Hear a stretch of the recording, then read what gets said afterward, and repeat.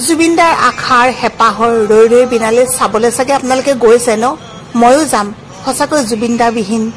এটা মাহ এনেকৈ পাৰ হৈ গুচি গ'ল আহক আজি এনে এজন যুৱকৰ লগত আপোনালোকক চিনাকি কৰাই দিওঁ যিজন যুৱকে অংকন কৰি গৈছে জুবিনদাৰ প্ৰতিচ্ছবি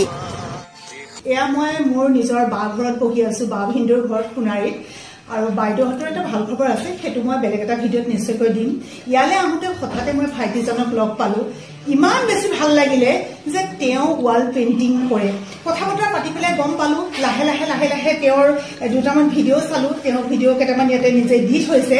আৰু তাৰ ভিতৰত এই ভিডিঅ'টো যেতিয়া পাই গ'লোঁ মই ভাবিলোঁ আপোনালোকক এই কথাখিনি নক'লে মই ভিডিঅ' ক্ৰিয়েটৰ হিচাপে মই বৰ আধৰুৱা নিজে অনুভৱ কৰিম বহুত বেছি ধন্যবাদ তোমাক বহুত বেছি মৰম দিছে যে সেইটো তুমি বহুত সৰু ল'ৰা তুমি এটা কথা মোক কোৱাচোন এই যে জুবিনদাৰ যেতিয়া তুমি ফটোখন অংকন কৰিছিলা যিহেতু জুবিনদাৰ নথকাৰ অৱস্থাত সেই মুহূৰ্তত তোমাৰ অনুভৱটো কেনেকুৱা হৈছিলে আচলতে জুবিনদাক আমি সকলোৱে ভাল পাওঁ আপুনি যেনেকৈ ভাল পায় ময়ো ভাল পাওঁ আৰু মই একো মানে মই মোৰ ফালৰ পৰা যিটো চেষ্টা কৰিছিলোঁ মানে চবে নিজৰ নিজৰ ফালৰ পৰা চেষ্টা কৰিছিলে যে জুবিনদাক কেনেকৈ শ্ৰদ্ধাঞ্জলি জনাওঁ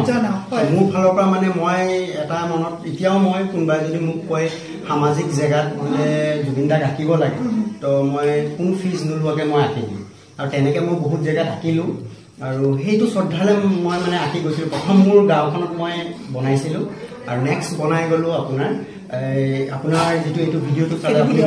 হয় এইটো মই বনাইছিলোঁ আমাৰ সোণাৰী টাউনৰ মেইন টাউনৰ যি মিউনিচিপালিটি বৰ্ডৰ অফিচ আছে এই অফিচ বিল্ডিঙৰ সন্মুখত বনাইছিলোঁ মোৰ প্ৰশ্ন আছে তোমাৰ অনুভৱটো কেনেকুৱা হৈছিলে সেই মুহূৰ্তত তোমাৰ বুকখনত কেনেকুৱা এটা ফিল কৰিছিলা বহুত মানে এতিয়া মই কথাখিনি কওঁতেও মোৰ সেইটো অনুভৱেই হৈছে তুমি আৱেগিক হৈছা খুব আৱেগিক মানে কাৰণ জুবিনদাৰ মই যেতিয়া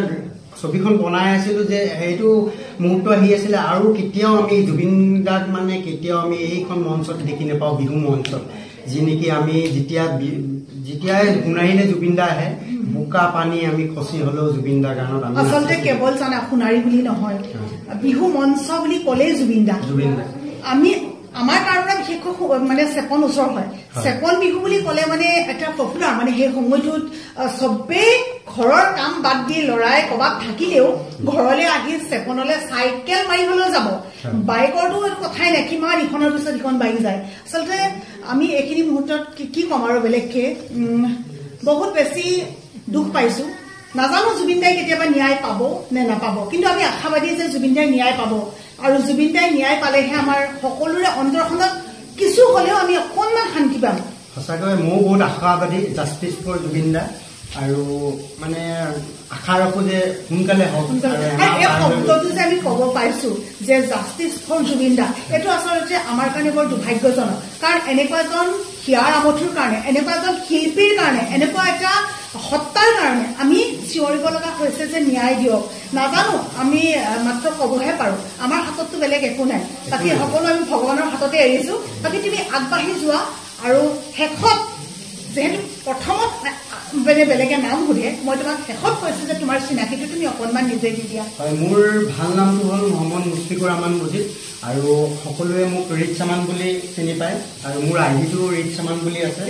হয় ৰিচ চামান RIDS স্পেচ আমান আৰু ৰিচ আমান মানে ৰিচ চামান এনেকুৱা হৈ যায় ৰিচ আমান আপোনালোকে চাব ইয়াতে মই আকৌ এবাৰ ইয়াতে দেখুৱাই দিছোঁ বাৰু এয়া চাব